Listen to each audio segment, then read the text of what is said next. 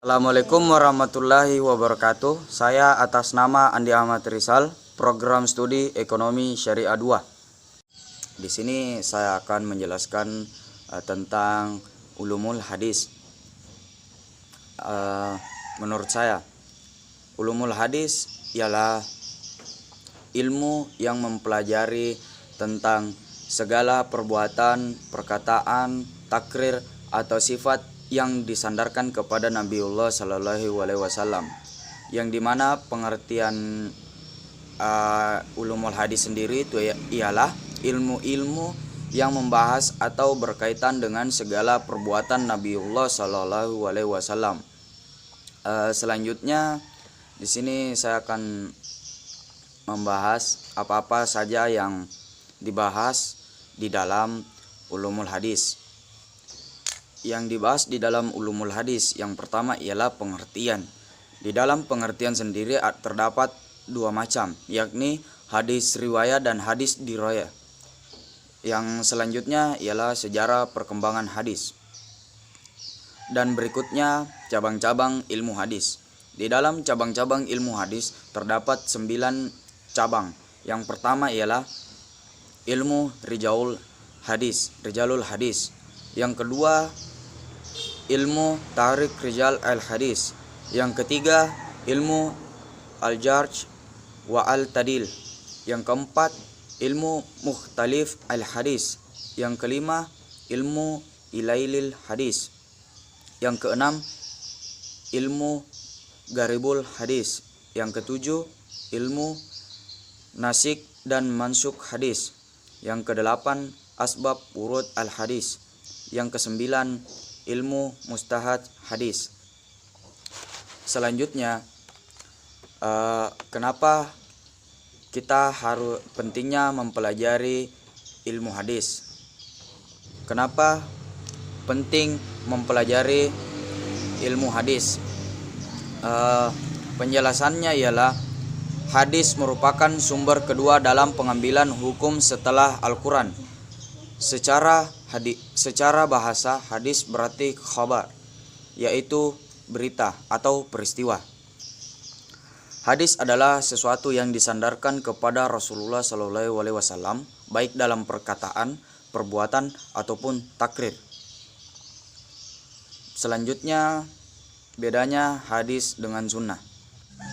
Hadis adalah sesuatu yang disandarkan atau dilandaskan kepada Nabiullah Shallallahu Alaihi Wasallam, baik berupa perkataan, perbuatan maupun penetapan dan pengakuannya. Sedangkan al-sunnah adalah sesuatu yang telah dipraktikkan oleh Nabiullah Shallallahu Alaihi Wasallam. Selanjutnya, mengapa harus ada hadis?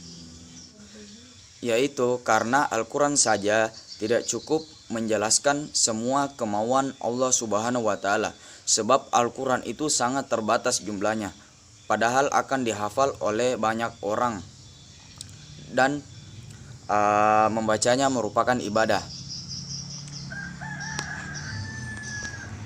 Kalau semua hal kecil-kecil harus masuk ke dalam Al-Quran, maka tebalnya bisa mengalahkan ensiklopedia. Maka tentu saja dibutuhkan firman Allah Subhanahu wa Ta'ala yang bukan dalam format Al-Quran, melainkan berupa hadis, tetapi tetap beda dengan umumnya hadis, sebab materinya adalah firman Allah Subhanahu wa Ta'ala. Dan juga di dalam Al-Quran ada beberapa penjelasan yang belum terperinci dan tidak bisa terlalu dipahami oleh beberapa orang. Maka di sini fungsi hadis yakni memperjelas makna dari Al-Quran itu sendiri. Terima kasih. Assalamualaikum warahmatullahi wabarakatuh. Yang disandarkan atau dilandaskan kepada Nabiullah Shallallahu Alaihi Wasallam, baik berupa perkataan, perbuatan maupun penetapan dan pengakuannya. Sedangkan al-sunnah adalah sesuatu yang telah dipraktikkan oleh Nabiullah Shallallahu Alaihi Wasallam. Selanjutnya, mengapa harus ada hadis? Yaitu karena Al-Quran saja tidak cukup menjelaskan semua kemauan Allah Subhanahu wa taala, sebab Al-Qur'an itu sangat terbatas jumlahnya, padahal akan dihafal oleh banyak orang dan membacanya merupakan ibadah. Kalau semua hal kecil-kecil harus masuk ke dalam Al-Quran, maka tebalnya bisa mengalahkan ensiklopedia. Maka tentu saja dibutuhkan firman Allah Subhanahu wa taala yang bukan dalam format Al-Quran, melainkan berupa hadis, tetapi tetap beda dengan umumnya hadis, sebab materinya adalah firman Allah Subhanahu wa taala. Dan juga di dalam Al-Quran ada beberapa penjelasan yang belum terperinci dan tidak bisa terlalu dipahami oleh beberapa orang. Maka di sini fungsi hadis yakni memperjelas makna dari Al-Quran itu sendiri. Terima kasih. Assalamualaikum warahmatullahi wabarakatuh.